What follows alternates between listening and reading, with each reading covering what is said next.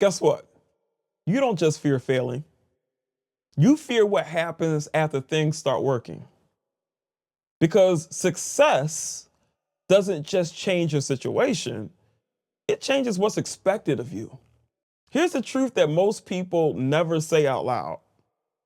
Failure will give you an explanation, but success actually removes all of your explanations. What do I mean by that? What I mean is when things aren't working, you always have a reason. You can point to timing not being aligned, or the lack of resources, or the people you have to deal with, or the circumstances you have to work through. But when the doors start opening and success becomes a reality, your explanations, they disappear. So if you move forward, it's on you. If you step in, you're responsible. If you succeed even, you can't hide behind potential anymore. It's a different kind of pressure. And that's why some people slow down right when the path clears. Not because they're afraid to lose, but because they're afraid to be fully seen, in motion, in success, even thriving.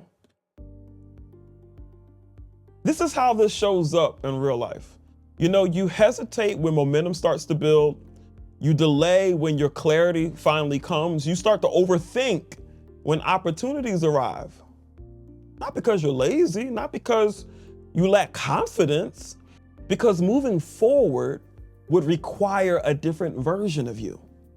One that can't hide behind potential anymore. Exodus 16, it names this moment with brutal honesty. Israel's been freed from Egypt. The chains are gone. The miracles have already started to happen. And yet, in the midst of the wilderness, they panic. They start to say to themselves, at least in Egypt, we knew what to expect.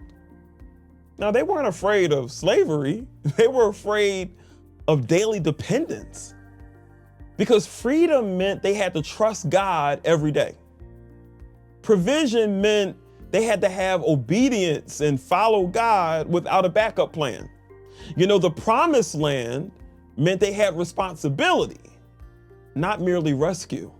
Success requires trust. It requires faith.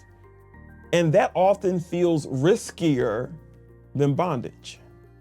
So we often tell people, just be more confident, step into your greatness, manifest the future that you want.